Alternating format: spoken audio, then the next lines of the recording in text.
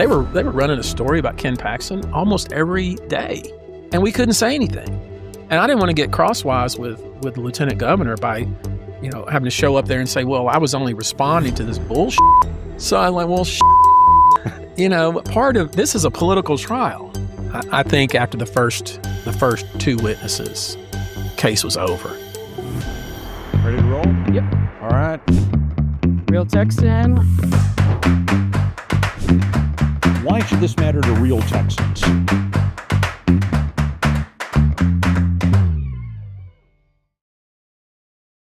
Thanks for joining this edition of Real Texans, talking with the men and women of the Lone Star State doing great things to make Texas shine brighter. And that includes guys like Tony Buzbee, a Marine, fighting Texas Aggie, and possibly one of the most well-known active practicing attorneys in Texas, possibly in the country today. Thanks for letting us come to your office today. Thanks. Welcome to Houston. Welcome to the 75th floor. Glad to have you. Beautiful view you have here. Thank you very much. So one of my favorite Tony Buzbee stories, as I've talked to people, it seems like almost everyone who pays even a little bit of attention to law, to politics, has a favorite Tony Buzbee story. One of my favorite Tony Buzbee stories is a number of years ago, you got into a very public fight with your homeowners association about a World War II tank. Yep. And whatever one wants to make of who's right, who's wrong, all those kind of things. From my perspective, I saw a guy who, again, outsider perspective, I've never talked about this, about who was fighting to make a piece of very important history accessible to people who would have no tie or touch to that. What drove that particular fight for Tony Buzbee? It started as a whim. Like many of my either my worst ideas or my best ones started as kind of a whim. So I had been to Normandy several times, had been on the various beaches that were stormed by, including my grandfather. And there was a museum there, a tank museum, and I heard that I was told it was going out of business. And so I told one of my people here, hey, go to France and get me a tank. And that was kind of the only instruction I gave him. He was my roommate at A&M, also served in the Marines with me, so I didn't really need to give him a lot of direction. Right. He called me and said, "Hey, I bought a tank," and at that point I said, "Well, how much did you pay?" And he paid a good first question. Yeah, it's 600,000 euros for the tank. And then I said, "Well, when can I see it?" And he said, "Oh no." So it ended up taking a year to get it from, I think it went from France to England to Galveston and then ultimately to Houston. And when it came into Houston, into my neighborhood, it had a police escort. It was a really big deal. People are out. There was news people there. It was really fun. And the police actually, we were trying to get it up into my front yard, but it wouldn't go through the columns of my gate. So there was a command decision made at that point, like, let's put it on the street. And the police department, Houston Police Department, actually told me exactly where to put it that they thought would be the most safe. Right. And that's where we put it. And everything went along swimmingly after that until such time as, I guess, someone made a complaint. I'm not sure who it would have been because everybody I saw seemed to be having a great time with it. Yep. There were every Saturday and Sunday, there were kids crawling around on it. And I'd have somebody out there keep making sure people didn't fall and get hurt. Because, the trial lawyers. The horrible trial. Different subject. We'll get to them in a minute. Yeah. But in any event, I got a letter from the homeowners association, and it just kind of rubbed me the wrong way. So I called the executive director or whatever his position was and made it clear as nicely as I could, don't ever send me another letter. And then I guess they contacted the police department and they began to ticket it.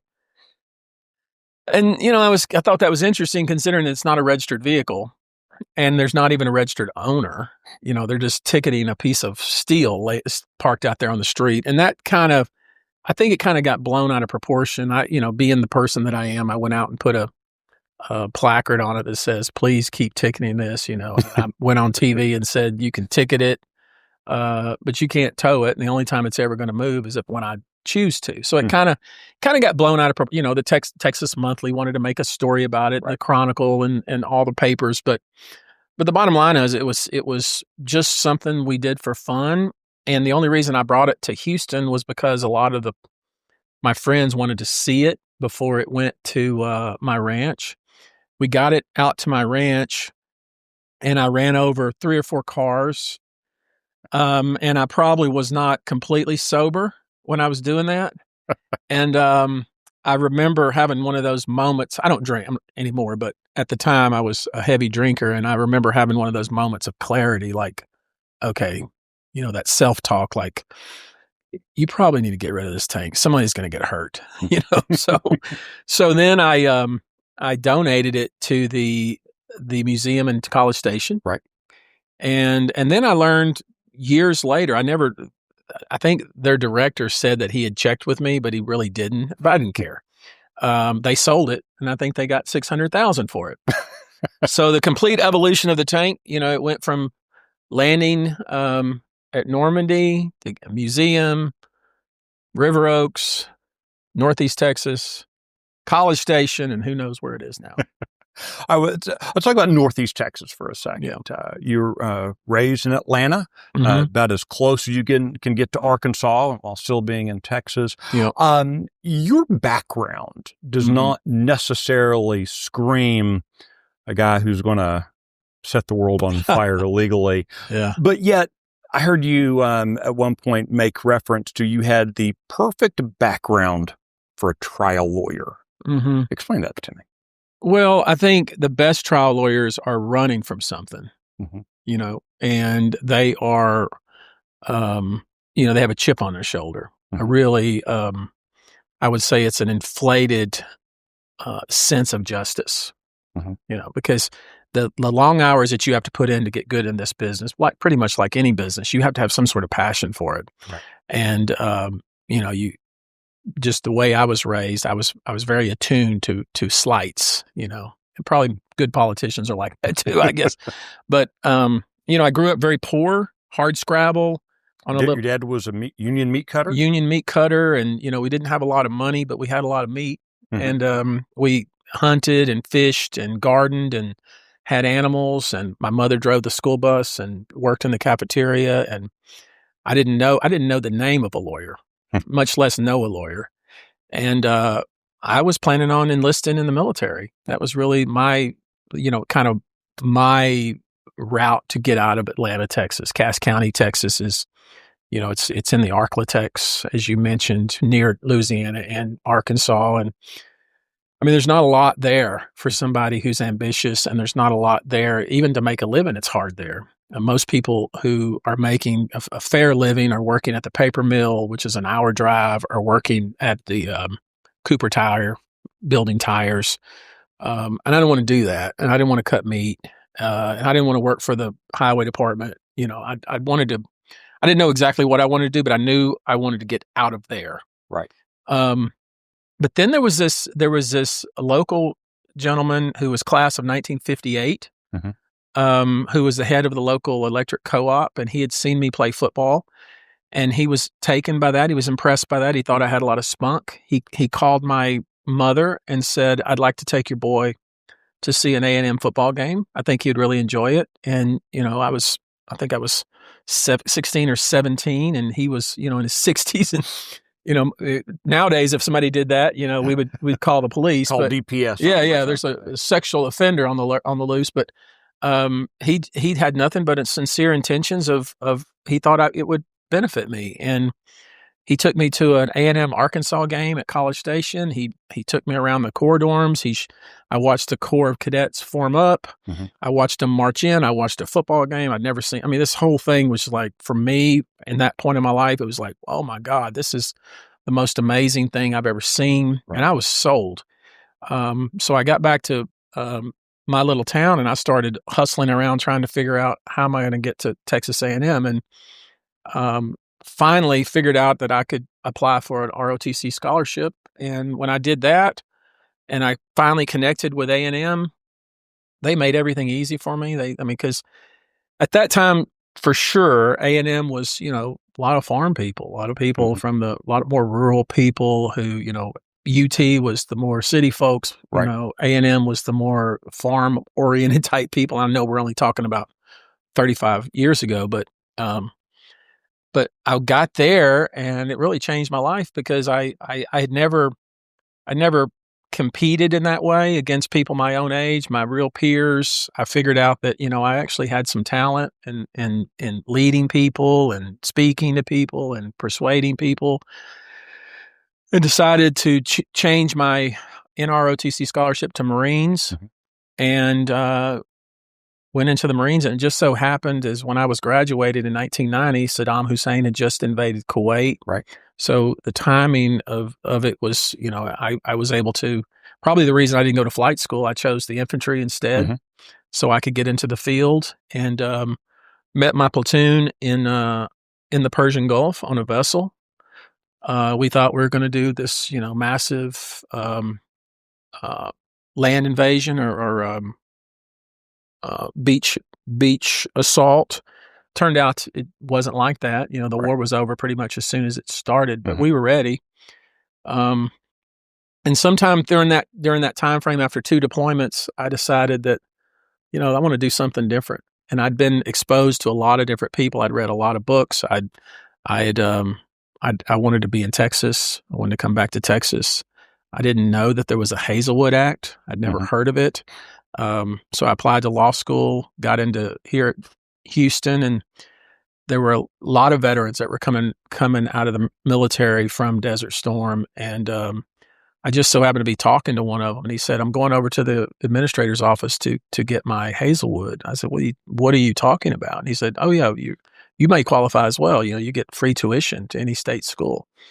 I was like, I had no idea. I'd saved up like 20 grand, which was a fortune, Right. to go to law school. And I was planning on working through law school. And I figured out that, hey, all my tuition's completely free, which I think is really a good thing. And I always keep that in mind. You know, when I'm giving back and when I'm doing things for other people, I always think like, you know, ROTC scholarship, Hazelwood Act, you know, I can never be that person that's like, okay, I'm going to pull up the ladder completely. Right. You know, if you're willing to work for it, you know, and then you realize what you've been given, willing to give back a little bit. That's kind of why I kind of have the attitude I do about charities and stuff like that. And, but I went through law school and did really well.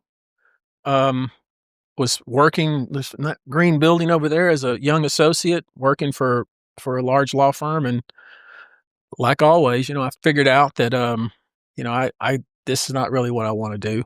I want to do my own thing. I want to be my own boss. I want to make myself rich. I don't want to make somebody else rich. You know, I'm either going to live or die, succeed or fail on my own merit. And I found myself working in a. I had 3 employees: myself and a legal assistant and a receptionist in a strip center, and I had a dentist on one side and a chiropractor on the other side. So every time somebody would pull up, I would get it kind of excited. Oh, we may have a new client. Then they would go in and get their teeth cleaned or something like that. But that's kind of how I started. And over the last, I think it's been 29 years, you know, I've just been plugging away. And I try to get involved in anything that's happening because I kind of feel like we only got a limited amount of time. And it's like that line from Patton. You know, when they ask you, what did you do in the Great War? You don't want to say, I was shoveling shit in Louisiana. You know, I want to be involved. Yep. I want to be part of it. I think I have something to offer, and not always right, but, you know, often wrong, but never in doubt. There you go. When you came into the legal profession, and for a very long time in Texas, being a trial lawyer has been, certainly in Republican circles, a bit of a slur. Yeah. What attracted you, though? Is that kind of pugnacious fight? You know, that, yeah. Was that what drove you? Or? Yeah, I think so. I think the underdog mentality, the chip on your shoulder mentality, the us against the world, you know. Is that tone towards trial lawyers, do you think that's shifting? I think Trump has had a lot to do with changing some of that. Yeah.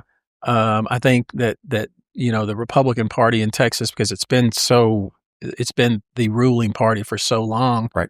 You know, there are a lot of trial lawyers who would naturally in the past shy away from that just because Republicans are always focused on trying to put trial lawyers out of business. And I've always been the person there's a lot of people that are conservatives who want to be can be trial lawyers. Right. It's not mutually exclusive. Every time there was a tort reform effort, the same trial lawyers who criticize me because, you represent Paxton or you represent Perry and all these things that these short-sighted people say, they're sitting at the Four Seasons drinking their shitty wine and, talking about all the exploits that they've done, which truth is they've done hardly nothing. Right. But their strength in numbers, because they're all part of TTLA or whatever their group is.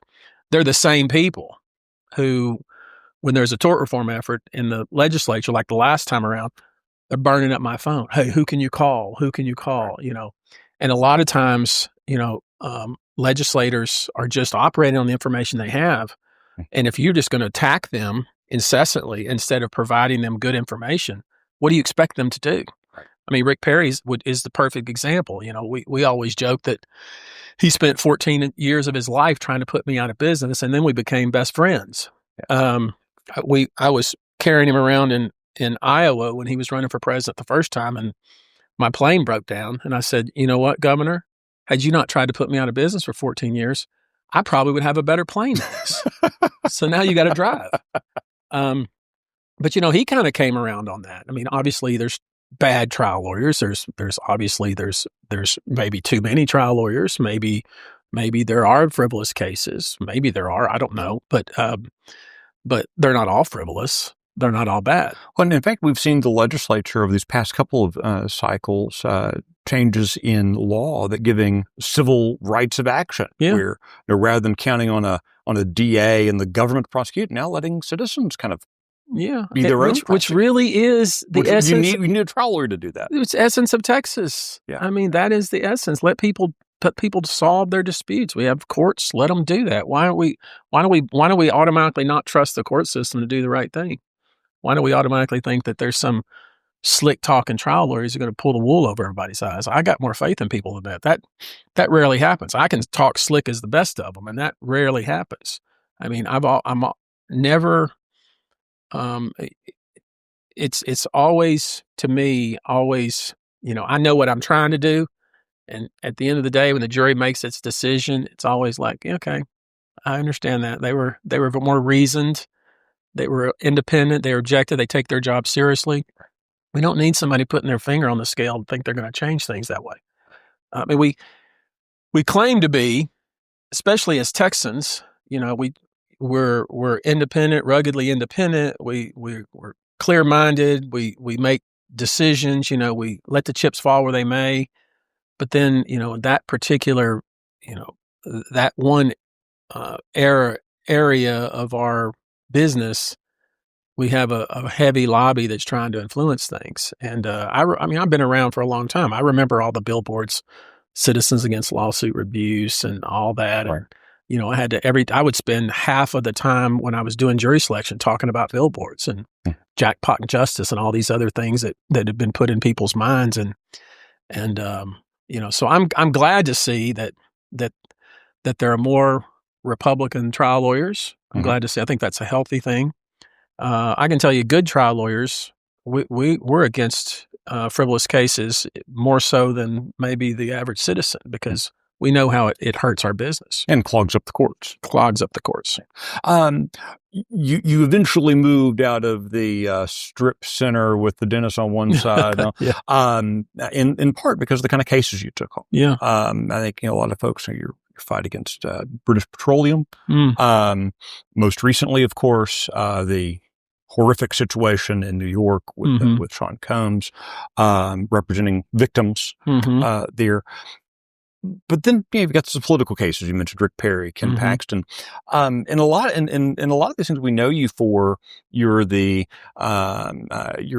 defense guy. Yeah, but quite honestly, watching you defend Rick Perry, defend Ken Paxton, you didn't look like a guy who knew he was supposed to be the defense attorney. You were hard charging against the case of the other side. You were on offense the entire time. Yeah, I am proud that a lot of times an elected official gets in trouble, and there's been a lot that you didn't mention there that I get the issue resolved with a letter or with a phone call.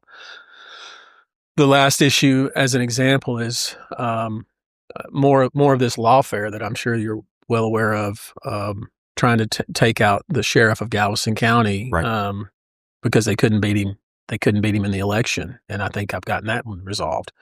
But I just have that mentality, and I think it served me well. When Rick Perry was indicted, and that all began by some indicted for a line item veto. Yeah, for a line item veto. Yeah, for literally doing his job. Yeah, spelled out in the Constitution. There you go. That was my point. And but it all started with some left-wing activist there in Austin who filed some silly complaint that they took seriously.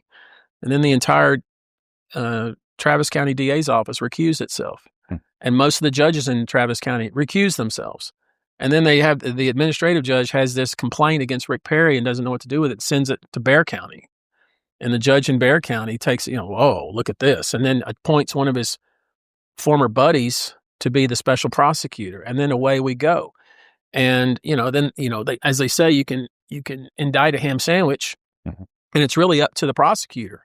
Right. A lot of times you see a no bill and you're like, oh, the evidence must have been very terrible. But what that means is the DA didn't want to fool with it.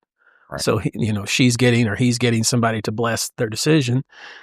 This DA, this appointed independent prosecutor, thought this was his ticket to getting some publicity. Right. And, next thing we know, this Rick Perry's indicted on 2 counts and in Austin, as he calls the blueberry and the marinara sauce, and facing 99 years in prison. And I'm on my way to Austin to pick up my kids from Camp Longhorn, and he calls me and says, "Hey, can you come to the governor's mansion tomorrow?" I'm like, he didn't tell me why or what. I said, "Sure, I'll come over there. I got to pick my kids up." And of course, I'm looking on the internet trying to figure out what's going on. I see that they just unsealed his indictment. So I get over there, and he tells me in the kitchen of the governor's mansion, he says, "I want you to put together a team, and I want you to defend me." And I said, "Well, the first thing we got to do," I said, "I know," because he had Bodsford, who's a great lawyer and really, really low-key, smart criminal defense lawyer. His advice was, you can't say anything, you can't do this, can't. And I was like, bullshit. We need to have a press conference tomorrow, and we need to get out in front of this, and we need to make it clear what kind of bullshit this is, because the more this permeates the public and people start giving it any sort of legitimacy, the tougher it's going to be for us. Because if you don't think these judges read the press and put their finger in the wind to see what's going on, they do, and they need to know that it's bullshit. So we wrote him up a really tight statement, and Rick has a tendency, like some politicians, to sometimes go off. And I told him, I said, "Governor, you have to stay on script, because this is against all teachings of criminal defense, and this is my first criminal defense case." But this is again the conventional wisdom is criminal defendants say nothing. Right. Well, you're not going to just say nothing. You're going to say a lot. So we wrote up this speech.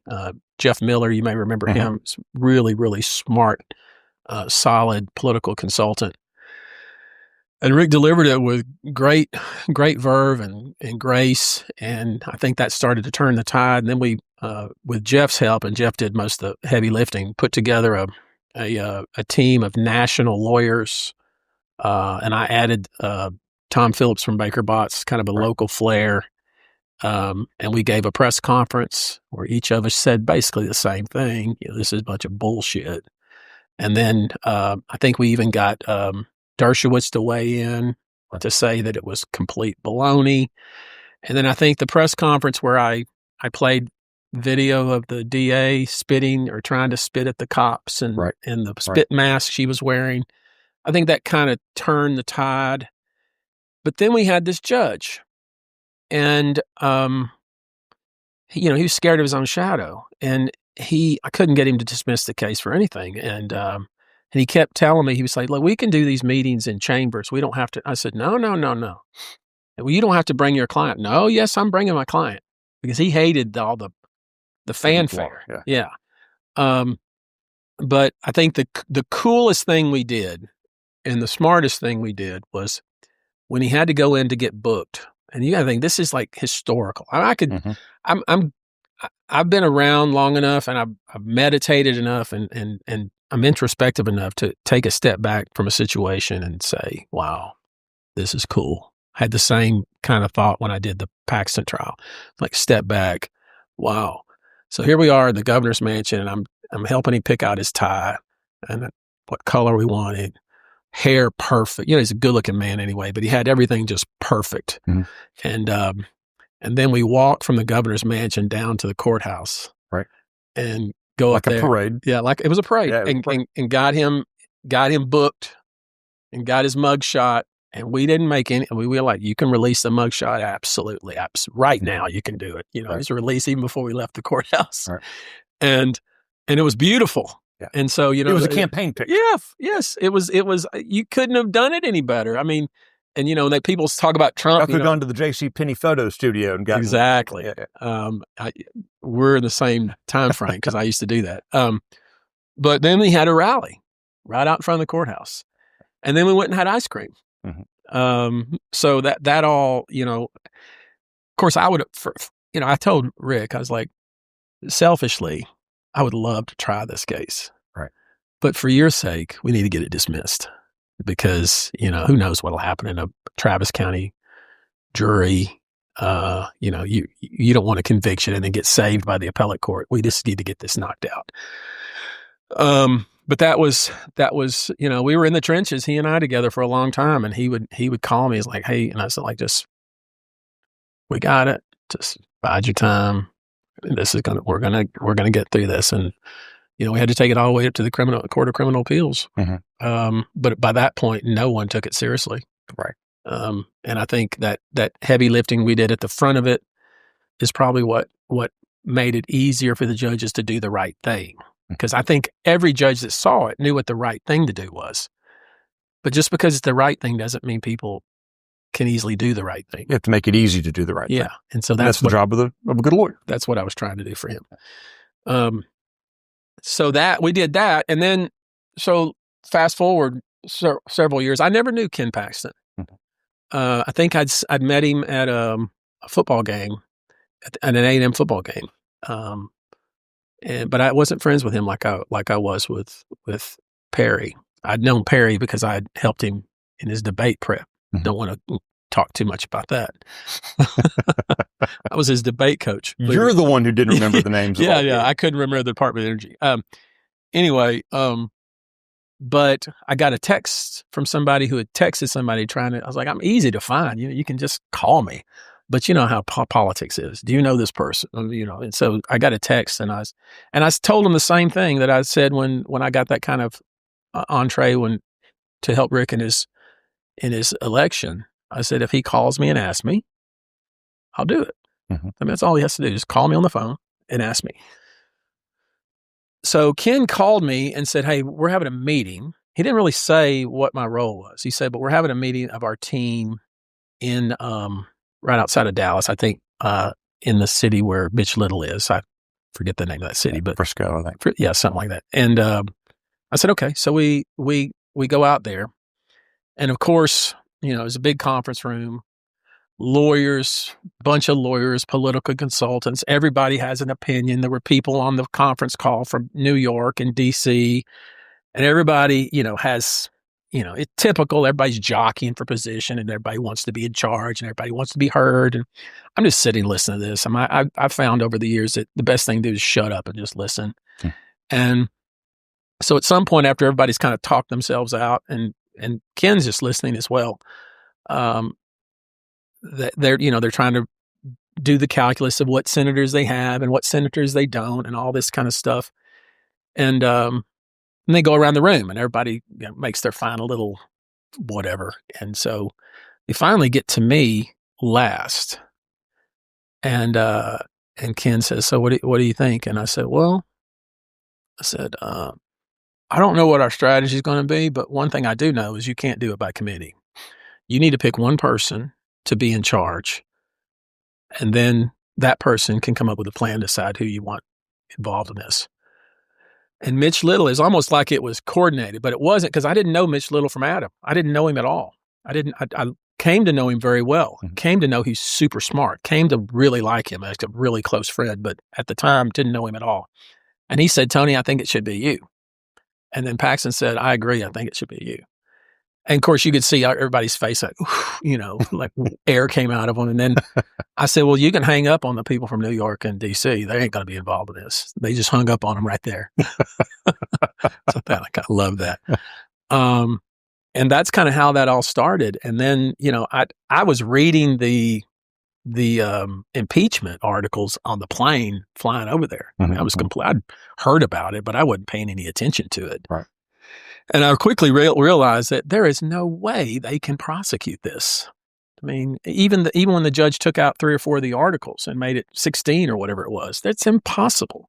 If they were smart, they would pick 2 and they would focus on 2. And of course, when we started this whole evolution, there were no rules. And the last time this had happened was in the 70s, and with a judge in the Valley, and they had that guidance, but that was very little guidance. And so it was basically, it was perfect for me, because I love when there's no rules. You can do whatever you want. Set your own rules. Yeah. So we had a press conference, and I did it with Cogdale because I thought there was an element of, I came to learn as we went on and on and on that trial had nothing to do with the criminal law and had nothing to do with any of that. But at the first, it sounded like a criminal case, so Cogdale had been representing him on other things. So we go and do the press conference, and I think it was pretty effective. We did it at the Republican Party headquarters.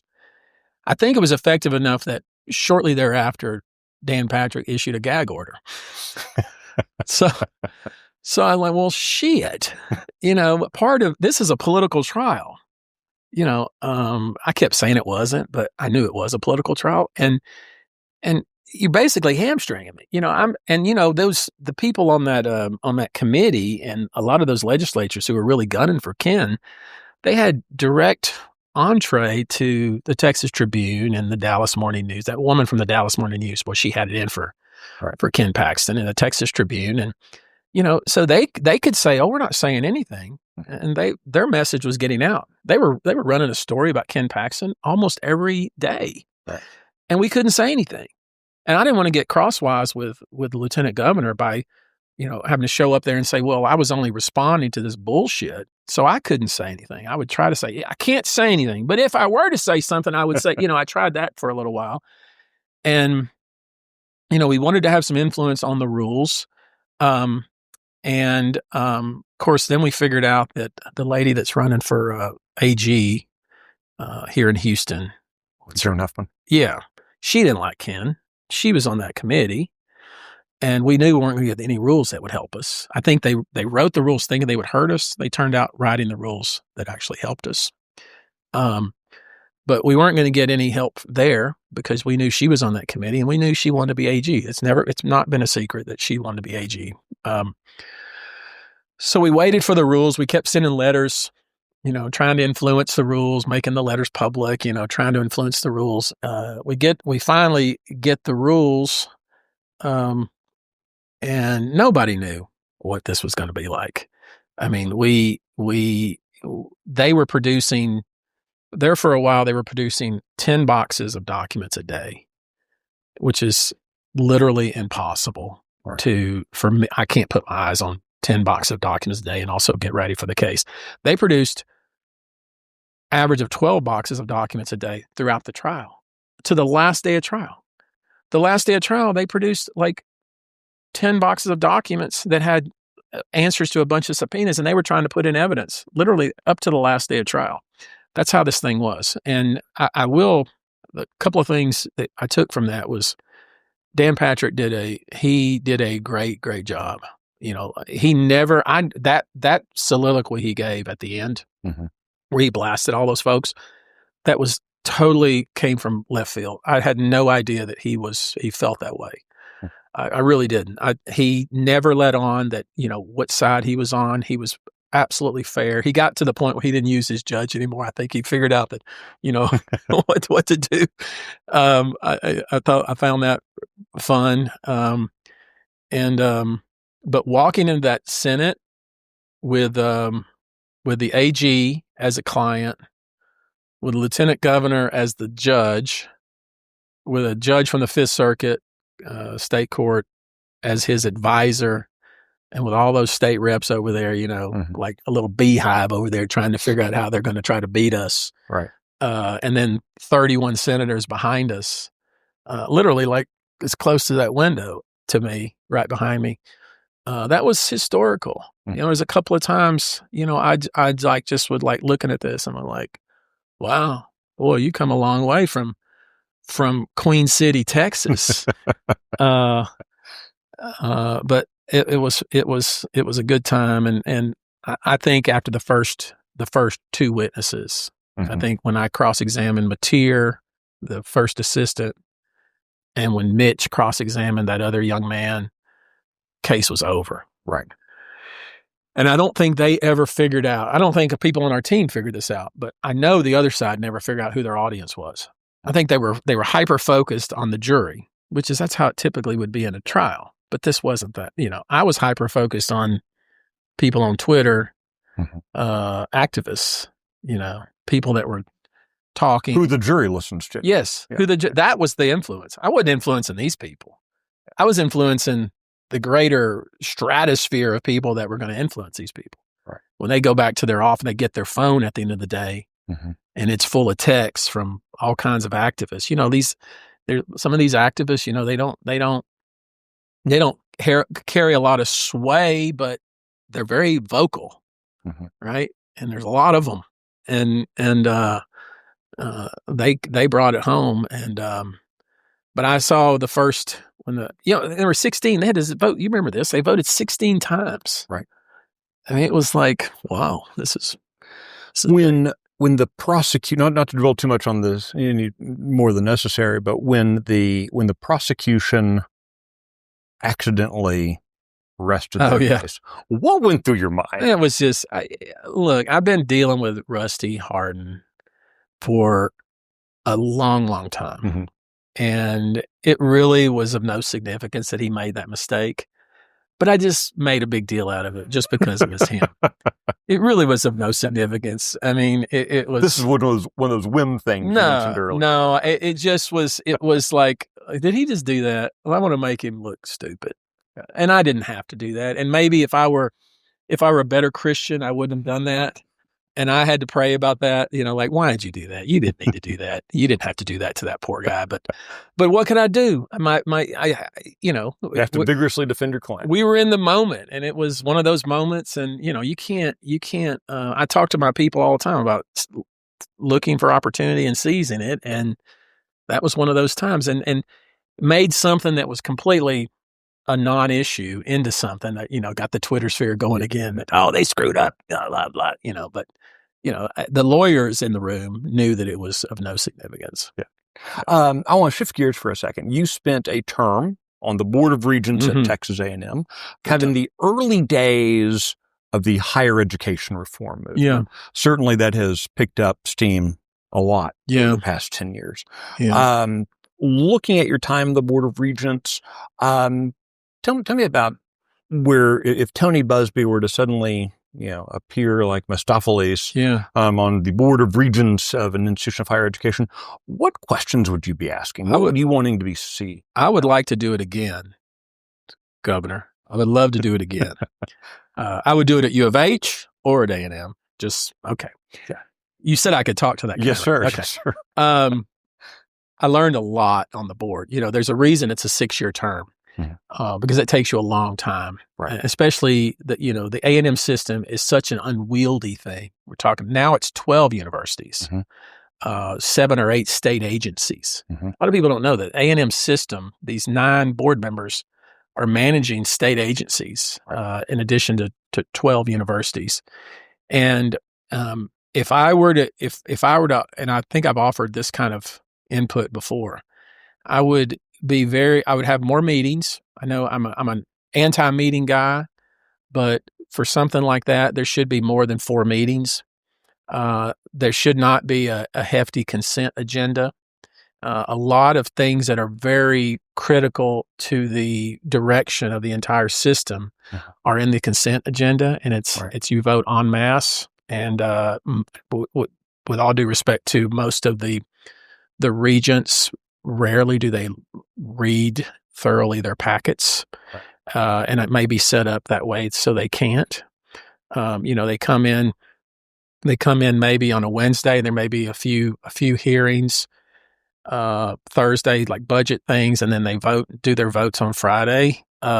Usually there's a dinner, and I was one of the few that would, no matter how many notebooks you gave me, I would read it every single page.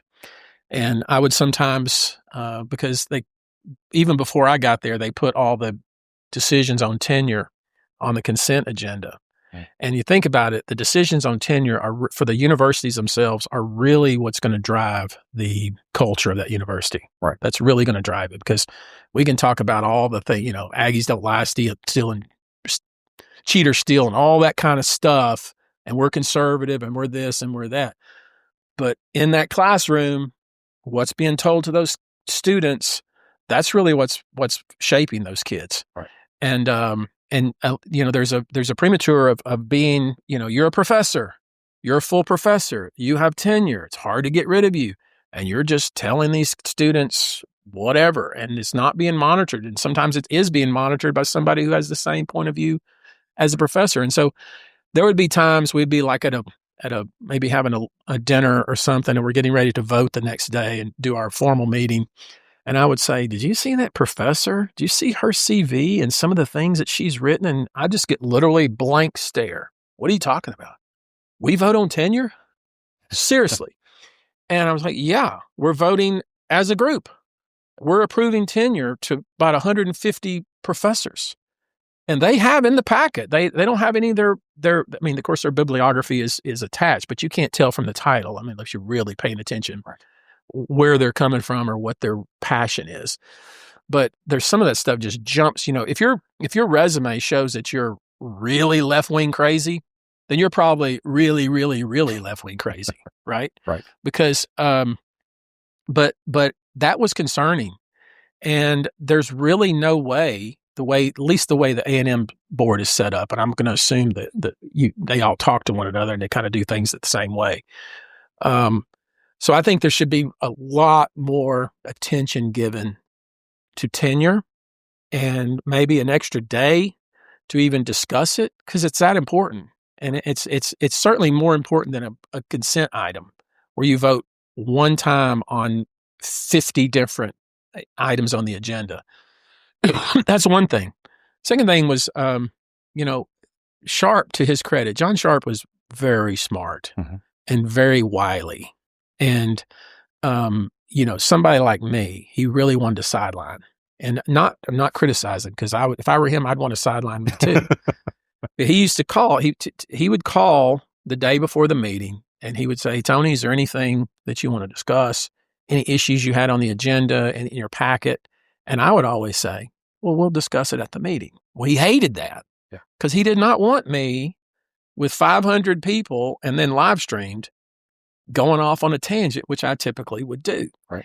And so what he got to finally did was he would move he'd put, instead of voting on individually on each school's budget, which I wanted, because I wanted to pick and choose and vote on some, we'd have to vote on all en masse.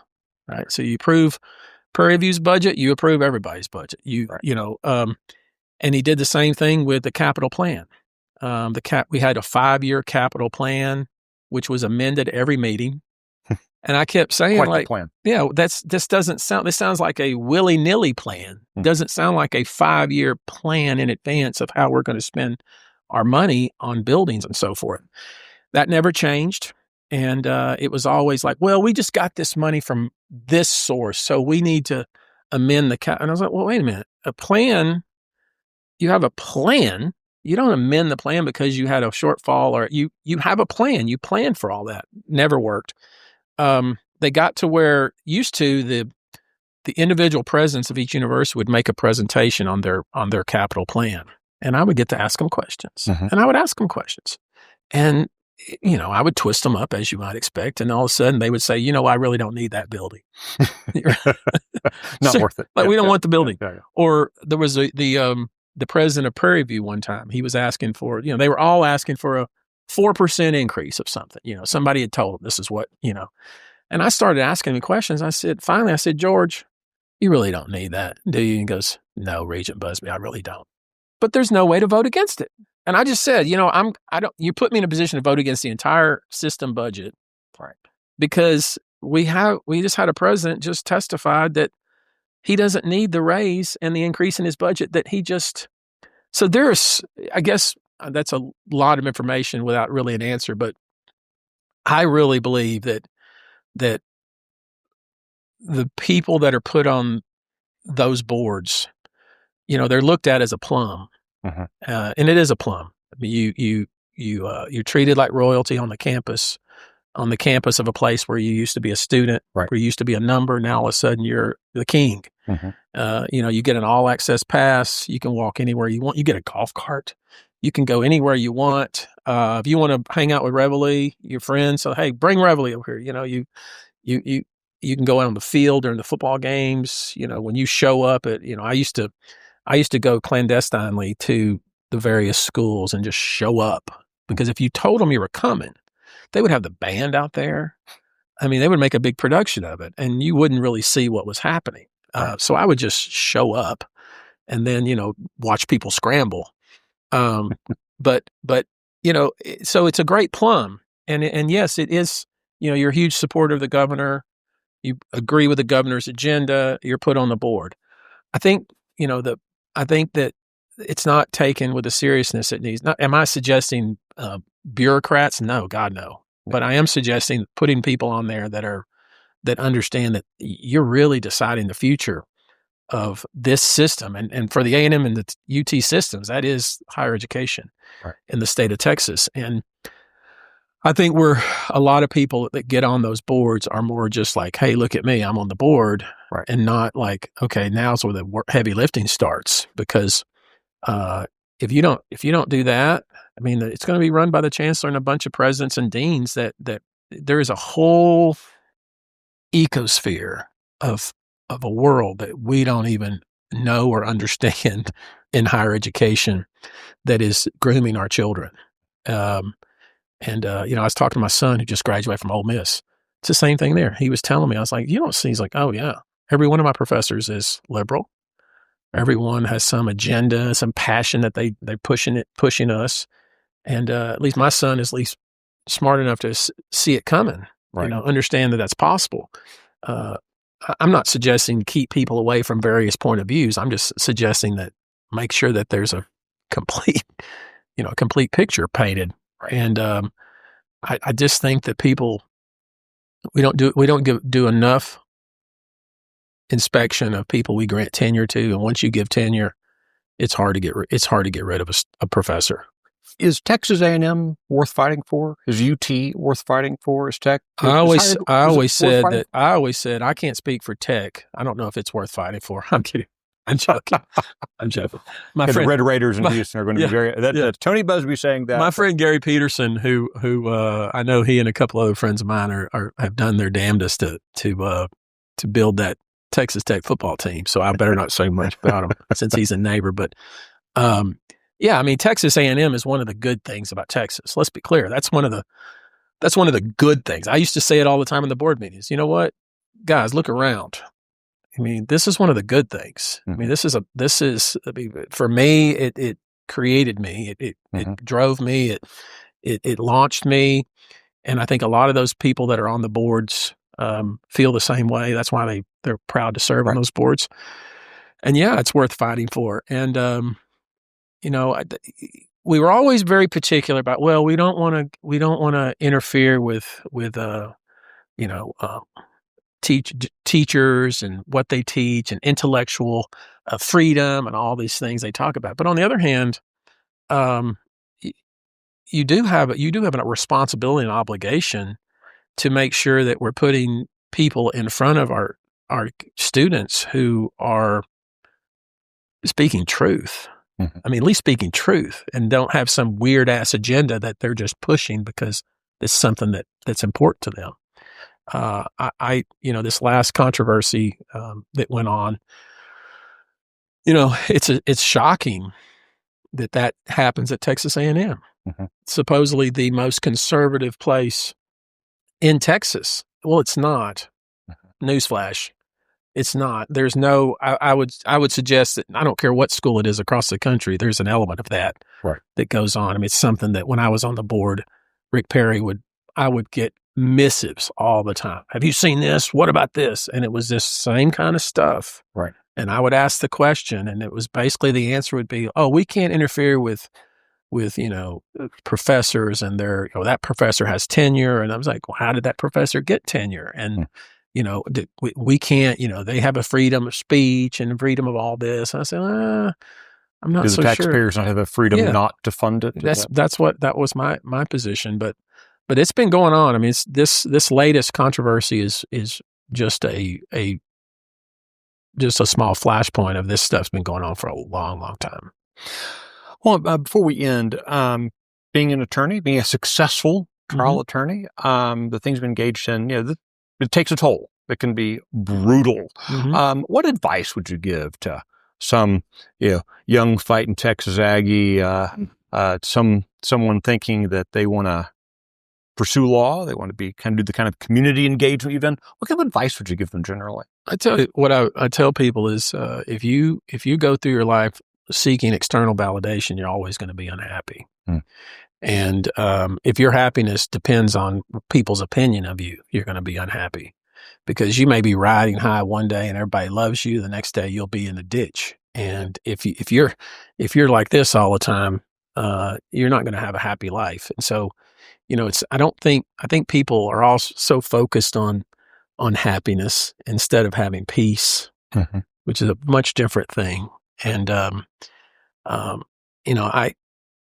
people, especially young people I speak to, want to know what's your secret to success. I take issue with the question even. Like, depends on what your idea of success is. You want a bunch of cars and you want fancy things and fancy vacations and private jets.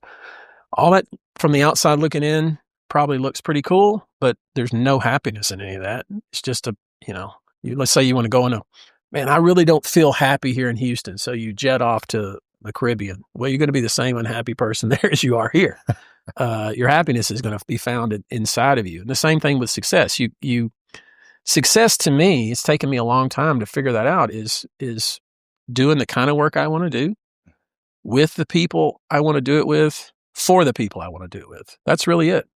That's success to me. Now, there's some trappings that come along with that, for sure. And is it easier to be happy when you have money versus being poor? Yes. Having done both, you can. I've been both. I've done both, and it's a lot easier to be happy, but it doesn't guarantee that. So, somebody asked me the other day, and I said, there's a lot to be said for showing up early. A lot to be said for that, no matter where it's church, meetings, whatever. Show up early. You never know the good that can come out of showing up early. And then the real secret sauce is working hard. That's the secret sauce. There's no shortcut. There's no secret formula. It's just like, what one thing we're all blessed with, hopefully, as long as we're vertical and above ground, is, we all have the same amount of time in a day. So you really have no excuse to not work hard. And that's one thing. I don't care how talented, good looking you are, not good looking, smart, not smart. You can work hard. That's one thing you can do just as much or better than anyone else. And that is the secret. Because if you looked at me when I was, tilling my dad's garden while he sat in the shade and drinking a tall boy Budweiser, you wouldn't have said I would be on the 75th floor of Chase Tower talking to you about the governor and the attorney general and some of the fun things that have happened. And that's all because I made the decision, I'm going to work hard. And finally, I would say, if you ever start feeling sorry for yourself, because it's real easy when you start having these opinions about yourself, to start feeling like you're not being treated fairly, or things aren't going your way, and it's, this person, or that the people don't recognize me the way they should, or whatever your complaint is. If you go to Walmart, and you go to aisle 7, they sell these things called mirrors. Look in one of them. and you'll know exactly who you have to blame for pretty much everything in your life. Because it's not what happens to you, it's how you respond to it. Yeah, Tony Buzbee, thank you for your time. I appreciate it. Thanks. Appreciate you. I didn't know I was that important. Y'all to come you're coming from Austin? Yeah, Leander. Yeah. Leander, okay. Yeah.